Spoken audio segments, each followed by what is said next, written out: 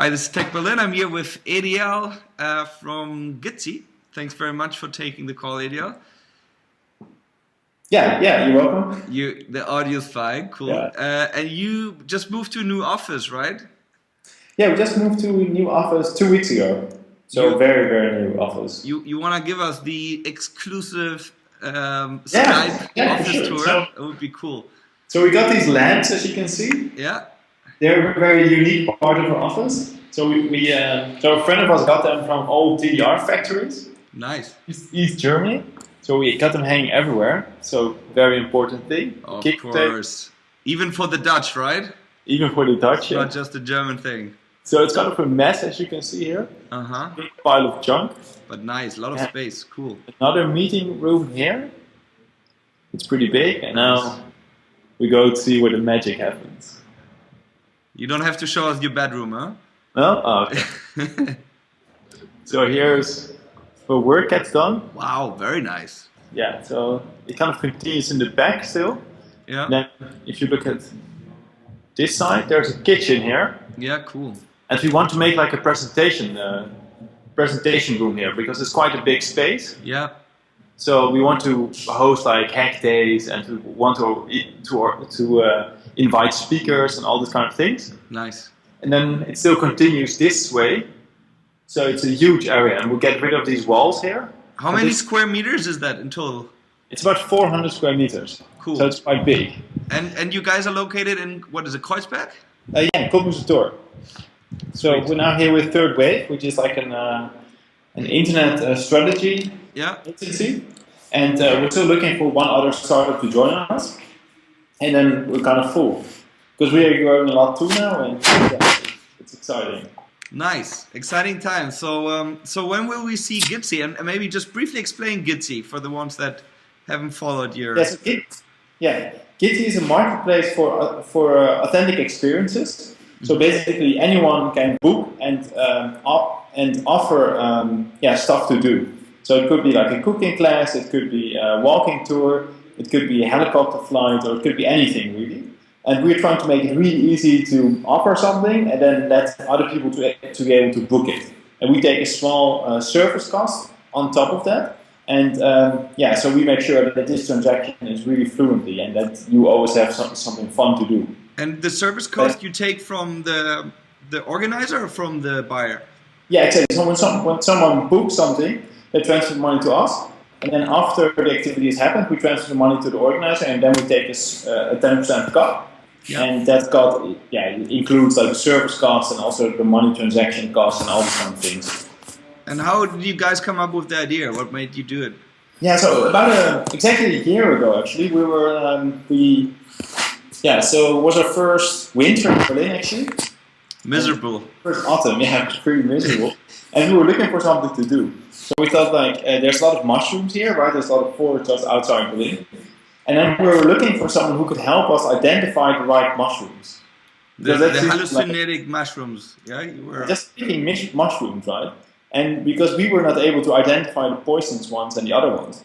So we started looking around like on the internet and we asked friends and we didn't find anyone. And finally we found like 2 persons and they were both only German speaking and our German was pretty bad a year ago. So we couldn't do it in the end, which was a bummer. So finally when we found someone, it was actually too late and the mushrooms were already gone. And then we thought like, hey, this is kind of a weird thing because it must be so easy if you want to offer something, but it's completely not, right? It's really difficult if you want to organize something. You have to get a website. You can't let people pay in advance. Your search engine optimization is really bad, and all these other things that you're facing as a starting small organizer. So we thought like, this is definitely something we have to think about. So what do you think Facebook design studio? Yeah. What do you think Facebook had lacking?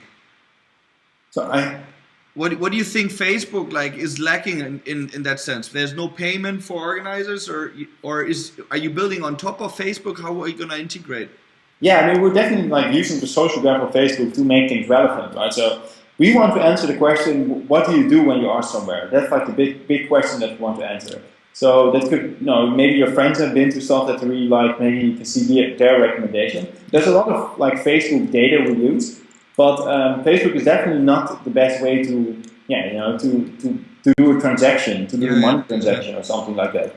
And you definitely need a very specific search for this. There's all kind of terms and services that are helpful. We're really trying to add a lot of additional value to that transaction. Like, it's a simple transaction. Yeah. You offer something as an organizer and someone else books it. But we really try to make this like a really fluid, easy transaction. So we very much focus on our user interface. We make sure that that the transaction is always there, that the money is always there, that you leave a review, that you can be found on Google, all these kind of things. And what kind of activities, I guess in some form or another, you go to market strategy, you gotta focus somehow on a certain kind of activity. Is it more travel? Is it more education? Is it more cooking that you mentioned, or some other categories that I saw on your website are like nightlife, crafting, arts, kids, sports, or you just sort of get it out there and approach all of them at the same time? Yeah, I mean, we're definitely focused on regions more than verticals at the moment. Yeah. So, if you look at Berlin, for example, art and history are really big. There's also a huge do-it-yourself culture, which is a little bit more niche, but also very, very interesting. Yeah. And kind of also awaits like a more mass market, or, a lot of people are interested, but just don't have access to, let's say, a knitting workshop, Yeah. or, silk screen workshop at Etsy, or all these kind of things that are happening. So we definitely want to open up that market as well. We have these 14 categories, and we definitely think of them by region. So, like some things might be very popular here in Berlin, but not be popular somewhere else. That's kind of the way we do it now. And you're focusing on peer-to-peer, or will there also be sort of professional services? We definitely focus on like peer-to-peer. So we really want we will always be a platform where there's one person that does a transaction with another person, and that's a very personal relation, right? So you can contact this person, he can answer you. So we don't want you to be, we don't want you to go to an agency where it's like 15 people working and you get one of those 15 people. That's not how we want it. We do realize that there are also small businesses. So there's small business of 2 or 3 people. We do want to enable also those people. To make use of the platform in a very sustainable way, when this connection is still there. But we'll definitely focus on individual organizers now. Yeah. And in terms of other companies, like Competition Variables, Skiara, Yazoo, what would you say is your differentiator? Are you gonna? Well, if you check them out, it's they're kind of like a web shop for stuff to do. So basically, you can, for example, go to any of these competitors, and then you can say, I want to do a cooking class. So then you buy the cooking class, but there is no date or something connected to it. So you have to talk with this organizer to set a date, and then you do the cooking class. And we really want to bring people together. So we say there's a maximum of 10 persons. It's happening next week. So there's still room for 8 other persons to book. And we really try to create like a social level on top of these activities. It's a bit like Skillshare is doing. I think they have a very neat approach, right? It's a little bit more than Skillshare than all the others. Yeah. And Skillshare very much focused on education. Yeah. And we are very much focused on stuff to do. Got it. And design, I guess, is important for you guys. You talk a lot about it, and what we've seen so far looks really nice, your booklet and stuff. So. Yeah, we definitely value like a very easy user experience. So we're very much focused on this. We almost every one of us has a design background. Yeah. So it's definitely something we're used to. Yeah. How did you guys get to this? I read you were a cook at one point. Yeah. Were you like a professional cook? Is that your trade? Well, I was a cook, but I was studying. Okay, I see. Yeah. And then you had an agency, right? Which was also based here in Berlin. Yes, it was called Your Neighbors. Yeah. Floris, my brother, and myself had this agency together with some friends. Yeah. And we were working for Nokia, for Telecom, for Etsy, like very big clients. Mm-hmm. And we decided it was time to do something else.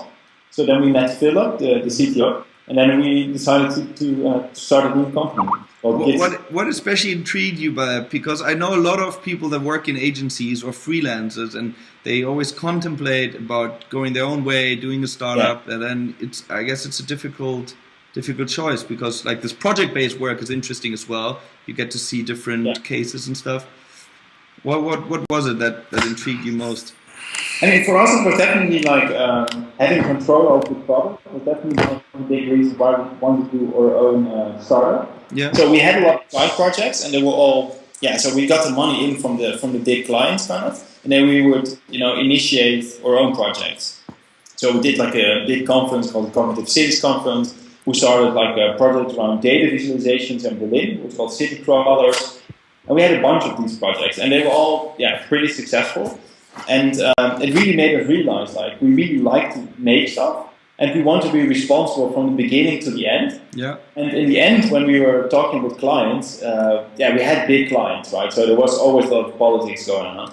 But in the end, we really found that we spent like 30 or 40% of our time just defending our ideas. Mm. And in the end, like the project, when we started the project, it was, like we had total control of everything.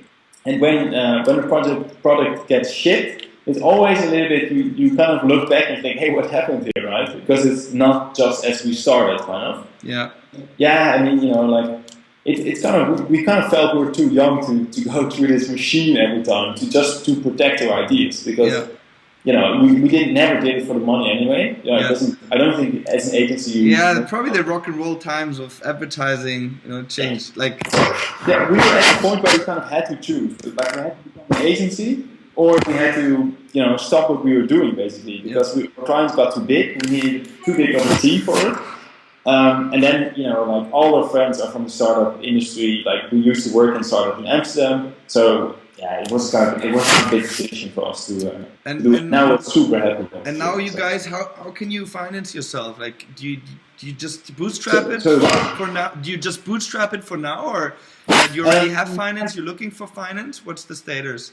Yeah, so we were bootstrapping until now, and now we're closing. I can't mention who the investors will be, but I think it'll be big. So we're closing investment right now. Okay, cool. Yeah. Great. And then finally, just on Berlin, a question or two. So since you're a cook, or used to be a cook, I guess you have maybe some good recommendations on where would we find you, like eating on a Friday night? What's your favorite spot? On a Friday night. Yeah, on a Friday night we always have drinks at Lucia here at 6. Yeah. So we normally go somewhere around here, which is Raclette is a really good place around here. And Drei Schwestern we also really like. Okay, cool. Do you know Drei Schwestern? No, what is it called? Drei Schwestern. Oh, Drei Schwestern? No, never heard of it. Okay. It's really good. It's like in an old hospital. Okay. Cool. And it's an amazing place. Cool. All right. Well, thanks very much, Edial. I wish you lots of luck. Yeah. And do you have any any beta invites maybe to give out? No, but if you should sign up for the newsletter, because we will launch in a few weeks, really. So we're very, very close to launch. Okay, cool. Well, I cross my fingers for you guys. Thank you. Take care, man.